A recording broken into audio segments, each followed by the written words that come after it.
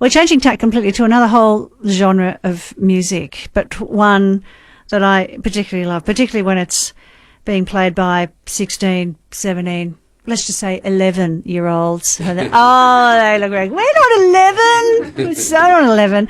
Because there's a fantastic experience coming up for you if you'd like to head along to the Recital Centre, the Elizabeth Murdoch Hall, on November the 27th of this year, where the Melbourne String Ensemble will celebrate its 30th anniversary concert.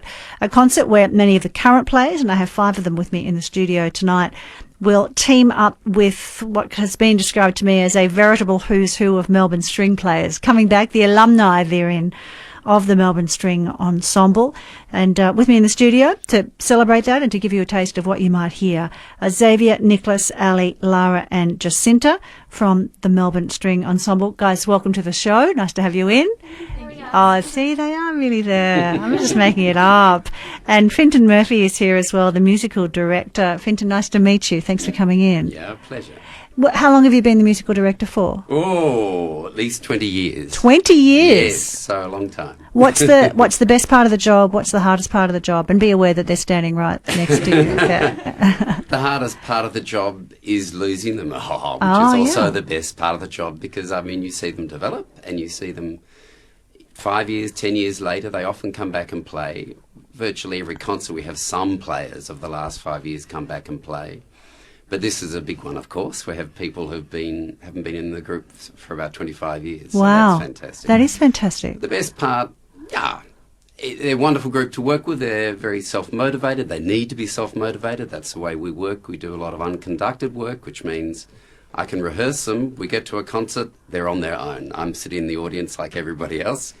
And if something goes wrong, they have to solve the problems. They have to find their way out of it. They have to find their musical lines. They do a lot of chamber music, which is fantastic. What's the average age? The average age? Come on, you lot. I have no idea.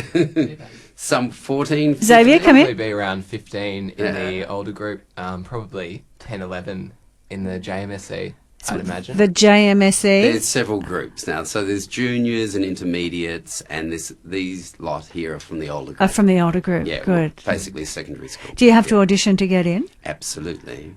How hard is the audition, Xavier? I wouldn't know. I did it 10 years ago. So, it's not too hard. You've got to reach a certain standard. And especially, they're not particularly looking for sort of orchestra qualities at that stage. So you do sort of bring in people who have only done solo work throughout their entire lives. Usually, they're quite young. You bring them in and then you sort of develop all their orchestral abilities. Yeah, I hadn't thought about that. That makes perfect sense, to learn to be a part of a team. Yeah, absolutely. Yeah. What was the best part about doing that? Well, I particularly liked all the overseas tours. I think they were fantastic. And it is really a bonding experience, sort of becoming sort of friends with all the other orchestra people, sort of just playing with them a lot, and sort of becoming, you really understand sort of how an orchestra works, sort of how it feels, how it almost breathes in the music, and sort of developing with sort of the students, each with their own individual musical qualities, to sort of bring it together. Yes. Put on a good concert. Yeah, I had never thought about it that way, but of course that's something that you need to learn, or at least experience, because all of you learn how to play an instrument at home and with your teacher and as an individual player, and then to learn what that experience is like to come together is incredibly important. Completely different. And so they have to develop it. Yeah, but exactly. It's essential. I mean, so many of our alumni don't go on to do music. I mean, a certain proportion do, and we've got some really wonderful alumni. But a lot of them don't, of course. But those skills carry through into life. It does. Yeah. It does. Yeah. How many in the ensemble at any one time, at sort of the older group? This group, it's small at the moment. It's 15, 18. So in the intermediate group, there's about 30. The numbers vary hugely. Depending on, well, what the level of the group is and what the level of people coming in is. And if there's not a lot of good people at the time, well, we run a small group. Yes. If there's a big group, there's a big group. And what's the commitment, Xavier? How often do you get together? So there are weekly rehearsals, which are between sort of 2.5, 3 hours usually. And the intermediates and juniors rehearse at separate times. And then leading up to concerts, there's normally night rehearsals, which tend to be about 3 hours with breaks. And And so it's generally in the lead up there tends to be a bit more rehearsal.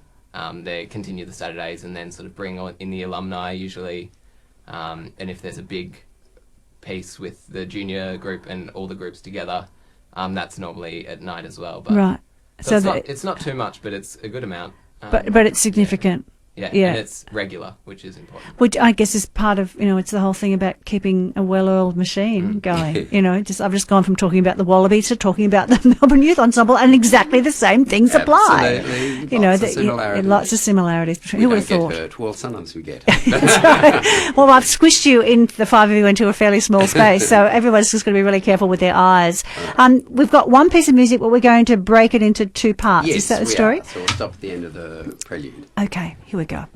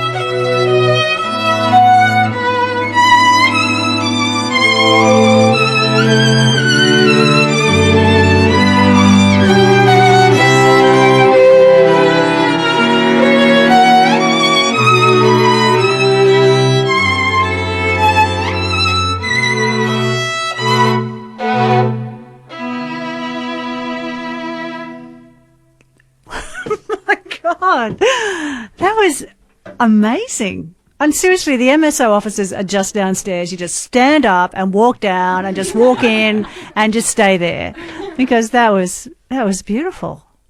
5 members of the Melbourne String Ensemble, in case you just turned the radio on, going, what the hell's going on? Is that Lindy? Oh, my God. The 30th anniversary concert will be held at the Recital Centre on November 27th. It's Friday night, 7:30. And if you want to book tickets, you go to the melbournerecital.com.au website. Finton Murphy is here, the music director, looking incredibly proud. So They're good. They're good. They're good. I suppose they're good. So, what is it that you look for in a player? It can't just be technical expertise. No, because in the end, technical expertise is meaningless, isn't it? It just is, if you don't have the musical involvement, and you need to develop both. So we develop both, of course, in the group, and one of the best things for them to do is to work in small groups like this. Yeah. So you can send them away, go and find a room, go and work out what are you going to do with that second line there, and we can come back and we can talk about it. But if you're always feeding them everything, well, it becomes pointless. They don't really develop. So, yes, they have to develop musical presence, their own musical ideas. They have to listen. They've got so many good resources with YouTube, so many streaming sites. There's great concerts here in Melbourne, so they're very lucky, really. It's actually a very good point. It's an incredible environment to be testing those skills. And they've just come back we did a 2-week tour in Germany, which almost all of us were on, and they heard some incredible concerts, worked with some wonderful guest teachers, so they're exposed to lots of things. Put your hands up because no one can see it except me. Who wants to go on with this? Because, Fintan was saying that not everybody is wanting to make this their life, but do all 5 of you want to? He can say that you don't now because he won't care. Yeah, so Nicola's not so sure. This is interesting because, there's life that we don't all have the same views and expectations and what we want to do with ourselves. So, Nicholas, can you just come and tell me what else you might want to do if you don't become a musician? So I want to go to Monash Uni and do engineering. And do engineering of some sort. Yeah. Okay, that makes sense. So you've got skills in other areas that you want to pursue. How annoying is that, Fintan? Not annoying when they do at all. that? I mean, the skills are really useful for them in life. Of course they are. And if we don't build audiences, well, people won't come to our concerts. And we really need to have a lot of live music to create lots of audiences and awareness. Yeah. We get very little in the education system. Some schools are very lucky, but a lot of schools don't have much music. Western art music, classical music. They don't. And so if they're not exposed to it, we're not going to get the audiences. So I think it's wonderful. If Nick wants to go on and become a good engineer that goes to concerts and plays amateur chamber music, that's and encourages fantastic. his mates to do that as well. Yeah, absolutely. Yeah. We're going to run out of time, which will be a travesty. Can we finish that piece that you just were playing? What was the name of the piece that everyone was playing there? It's an arrangement of Kreisler's Preludium and Allegro. And Kreisler was actually here in 1956, one of the few. But he was a very fine violinist who wrote some small pieces, and it's been arranged for violin and quartet. Beautiful. Thank you. Take it away, guys.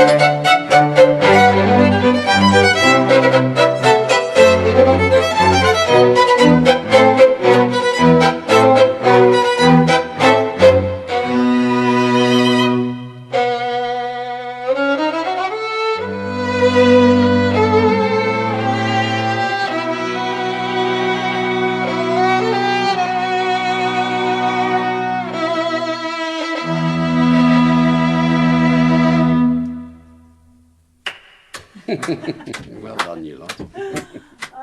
Man, that was fantastic. Yeah, 5 members of the Melbourne String Ensemble. The 30th anniversary concert will be at the Recital Centre on Friday, November the 27th at 7:30. So you can book tickets care of melbournerecital.com.au. And not just these fine young players, but indeed members from the alumni from the ensemble will be back as well. So it's a very special occasion. Tintin, congratulations on what you've achieved. Thank you. It's great to have you in here. Well done, everybody. To Jacinta, Lara, Ali, Nicholas and Xavier. Congratulations, guys. Great to have you in here. Hang around. I'm just going to talk about the weather. Then I want to take a photograph and then put me in it as if I'm part of you. And we'll put that out on Twitter. Richard Carline is the senior forecaster. Hello, Richard. Hello, Lindy. What's coming up, sir? Well, fairly dry